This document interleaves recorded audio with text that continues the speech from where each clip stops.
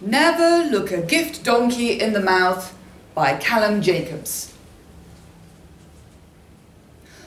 When I returned home on that Friday evening, the day after our first date, and I found the bunch of tulips in the recycle bin, I was thrilled. Let me be clear. I'm not the kind of girl who's particularly impressed by romantic gestures, and I'm pretty much ambivalent when it comes to flowers in general, but honestly, it made my day. It had been a bastard of a week. My Year 9 bottom set had been behaving like absolute monsters. The head of department had been whining at me about the reports for my GCSE class, which were now a full week late, and some total bellend had stolen my world best teacher mug. To be fair, there were a few of them floating around the staff room. But still, you don't touch a colleague's mug. That's the first thing they teach you on your PGCE, for fuck's sake. So, there was all that. But it was also the fact that you hadn't sent roses, and that the bunch of flowers was nicely understated. I'm not even sure you can call 3 tulips a bunch. And the handwritten card just said, thanks. No gushing crap about your feelings or what a wonderful evening we'd had. No needy hints about the next date. Just thanks. No drama, no games. Well played, I thought. To be honest, I didn't even think that the date had even gone all that well. You look nothing like your profile picture, which is standard operating procedure, so fair enough. I was using a picture that was definitely a few years old, and taken on a rare occasion when my skin seemed to be glowing and my hair seemed like I'd really made some effort. A previous date had said it made me look like a cross between Adele and Ariana Grande, although I was never sure if he'd been taking a piss. You were also a little cagey about your job, which you said rather cryptically was working as a troubleshooter, which sounded like obvious bullshit to me, but I was willing to let it slide. Dinner had been slightly awkward too. Ramen cannot be eaten in a sophisticated or sexy fashion fact. The hipster bar in Dalston was a good call though, as were the shots of mezcal you insisted on buying. A drink I was unfamiliar with before that evening, and one to which I shall only be returning when I'm in a mood to fully sever ties with the troublesome weight of reality. Considering the state I was in when we left the bar, I think I did a good job of resisting the urge to invite you back to my flat. It certainly crossed my mind. But I could feel the hangover already starting to kick in, and with school the next day, it was the grown-up call to make. And you seemed to take it well. So, all in all, it had the makings of a potential second date. Then, with tulips, things were looking promising. I didn't call on Friday to thank you for the flowers, obviously. No one in their right mind messes with the 3-day rule. I didn't even call on the Saturday when I got home from the gym to find that you'd left another little gift. Lucky me, I thought. I'd almost missed it. It was about the size of a miniature bottle of spirits, beautifully wrapped and left at the foot of the door to my flat. I tore the wrapping off to find a miniature bottle of spirits. Mezcal. Nice touch. On Sunday, the day I'd been thinking I might call to say thanks, I got back from Sainsbury's to find a third gift. 3 days, 3 gifts. My first thought was that I really didn't deserve this. Maybe the date had gone better than I'd thought. When I opened the package to find a pair of Lululemon lemon leggings in the correct size. I thought, I really don't deserve this. I have never bought anything from Lululemon.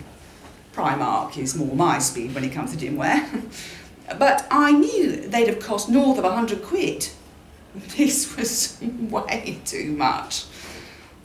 Although they were lovely. And once I put them on, I had to admit that, expensive as they were for what is basically a fancy pair of tights, they were absolutely worth the money.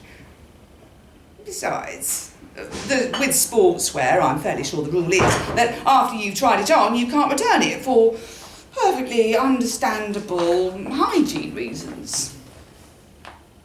So, of course, I was going to call and say thank you on the Sunday evening, but now I was starting to feel a bit weird about the whole deal.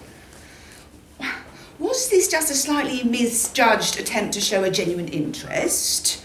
Or was it all a bit much and a potential red flag? I thought I'd better sleep on the matter. On the Monday, when I got back from work after the interminable weekly faculty meeting my head of department insisted I attend, even though it could all be communicated by email, I felt I was a little closer to an answer. I heard them before I saw them. Outside my flat was a trio of bearded men in their 20s and a woman a few years older, all dressed in the sort of clothes that made them look as though they'd escaped from a 14th century fable about wandering minstrels. There was a lot of taffeta and chiffon and felt. They were singing a kind of song/poem, which, even though I wasn't sure what the word meant, was exactly what I imagined when people talked about madrigals. The bearded dudes were all playing instruments. One of them even had a lute. A fucking lute! I stood in front of them while they warbled away, not knowing which way to look. After what felt like far longer than it probably was, they stopped singing and all bowed with an elaborate flourish. I gave a half-hearted clap and mumbled something about having exam papers to mark before pushing past them and running into my flat. It seemed I had my answer. Not a slightly misjudged attempt to show interest. It was becoming clear that I was being gift-bombed by a stone-cold 3 Sigma lunatic. On Tuesday evening, I'd already begun to feel anxious as I turned into my road. I strained to listen for the telltale signs of another musical assault. But thankfully, all was quiet. When I got to the front door to my flat, I breathed a sigh of relief. I couldn't see any flowers, bottles of alcohol, packages, or medieval idiots of any kind. I got as far as putting my key in the lock before I saw them. As I peered through the glass panel on the door, I could see that the communal hallway on the other side was filled with boxes and boxes stacked on top of each other, reaching up to the ceiling. I fumbled with the lock and pushed at the door, but it only opened about a foot, barely enough for me to squeeze through the gap. The smell hit me like a full-on punch in the face. Lactic and sour and unmistakably cheesy. Inside the hallway, there must have been more than 100 identical styrofoam boxes of the sort used for sending perishable items by post. They were blocking the doors to the other flats. There was no chance Jerry in flat 2 was going to be able to get his bike in now. I was pretty confident that Jerry, not a small man, would not even be able to fit himself into the hall. I pulled the lid off the box nearest to me. The smell, already forceful, became overpowering. Inside the box were a dozen square washed rind cheeses. I knew they were washed rind cheeses because when I was 8, my Dad had taken the family on a tour of the Pont cheese factory during a holiday to Normandy. Both me and my little brother had thrown up as a result of the unbelievably vicious ambience. And that was when the cheeses were fresh. These had to be several weeks old. This was becoming quite an inconvenience. On Wednesday, I returned home to find a donkey with a giant red bow around its neck tethered to my wheelie bin. On Thursday, getting home late after a parents' evening, I found a queue of people stretching halfway down the street from my front garden where a man had set up a barbecue and was making fresh arepa for anyone willing to wait, accompanied by a friend in full Rio Carnival attire, dancing the samba to music pounding out from an enormous stack of speakers, which would all have been lovely if it hadn't have been for my splitting headache and if it hadn't been at a festival and not right in front of my fucking house on a school night. On Friday, I came home to find a slightly embarrassed Chesney Hawkes waiting for me outside my flat, saying he'd been paid to read to me from the wasteland.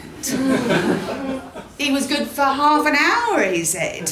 Well, I let him get to the end of the burial of the dead and sent him on his way. It was when I saw Chesney that it all suddenly made sense. I'd thought this bizarre collection of gifts were simply the random whims of a raving madman. But then I remembered how on our date I'd mentioned that the one and only was the first single I'd ever bought. And I'd probably talked about going to the gym, and that I'd always wanted to go on holiday to Brazil. And I must have told you about the ill-fated trip to Normandy when I was a kid. I have absolutely no idea what nonsense I'd said about donkeys or loose. Maybe you got me mixed up with a different date. I've been so hammered that night, I'd completely forgotten all the shit we talked about, and it was only when I saw Chesney that it all came flooding back. Lunatic or not, but at least it suggested you'd been listening to me. So, anyway, the answer is yes. I feel a second date might be worth a shot. You can buy another round of mezcal, and I can tell you about how for my 18th birthday, my dad had promised to buy me a Porsche and take me shopping to New York. But then he ran away with some woman from his office and I never got my presents. Poor little me. And I can tell you all about this pain in the arse head of department at work who's making my life an absolute misery. I sometimes think about how much easier everything would be if she just wasn't around anymore. You know what I mean?